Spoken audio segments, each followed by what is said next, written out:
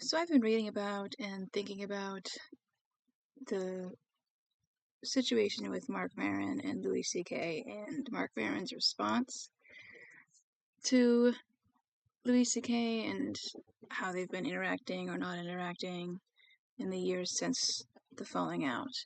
And I want to talk a little bit about that, about what men are doing in these situations. And, any positive progress is positive progress, but baby steps aren't enough, I guess. And so I feel like step number one is, if you're a guy, if you're friends with men, do you want to know? Do you want to know if they abuse women or might abuse women or might assault somebody? Because if you really don't want to know,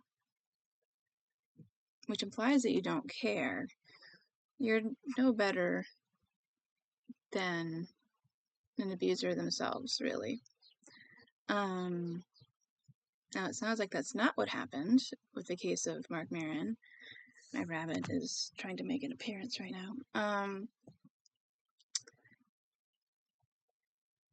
And according to him, a lot of other comedians also were, not willing to defend what he did and weren't willing to kind of, quote, die on that hill or presumably continue the relationships they had in a professional context with Louis C.K. in light of everything that came out.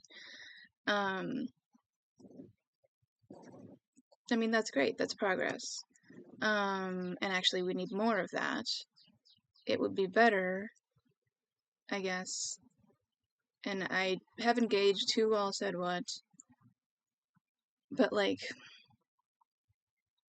social consequences are super important, right? And if you are somebody who is friends with or family with or coworker with or whatever, somebody who is alleged or known to do or have done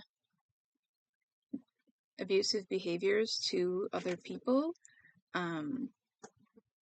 especially people in more vulnerable communities,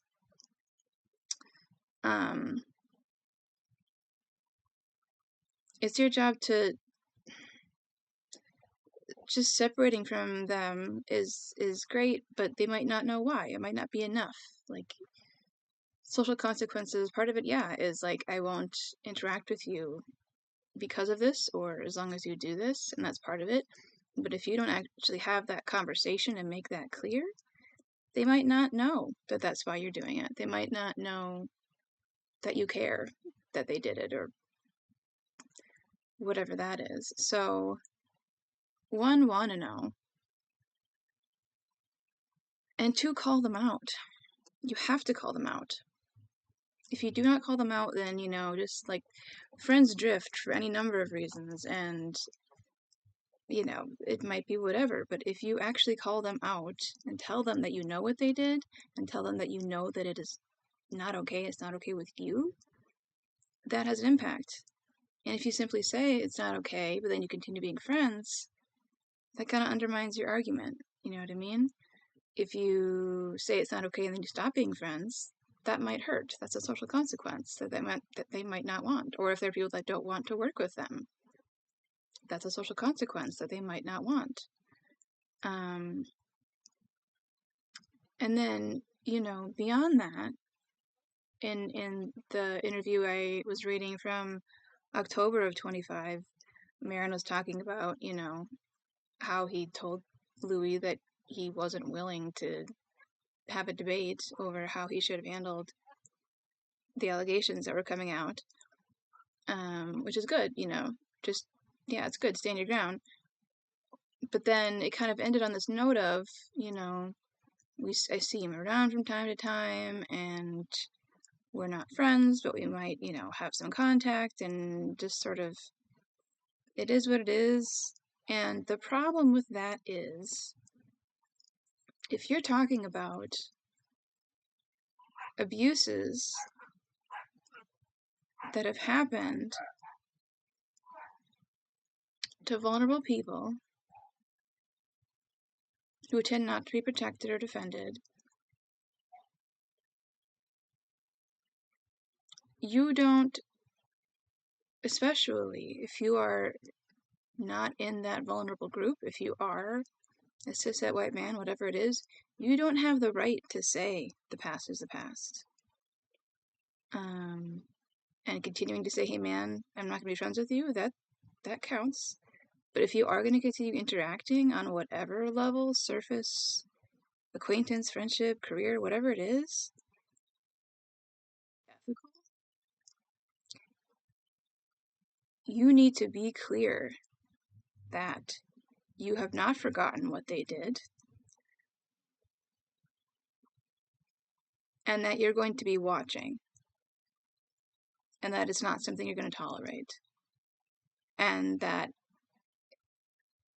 if there are any signs that anything is still happening, like, you're going to take action, whatever that action is. Like, there are going to be consequences. We have to hold each other accountable. Men need to hold men accountable. And that doesn't mean a one-time conversation. It means, if you want to have them in your life, you're watching them. And they know that. And they know that you care. And they know that you're paying attention. And that's what's been missing from a lot of these cases.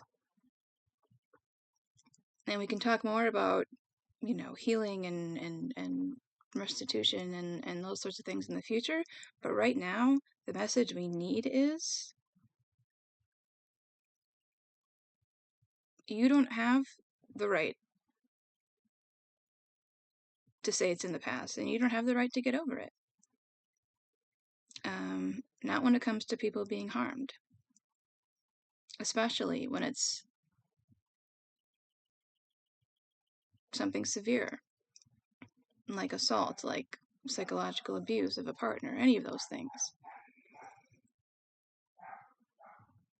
If you are in a relationship with those people, that bears a responsibility that you have to fulfill.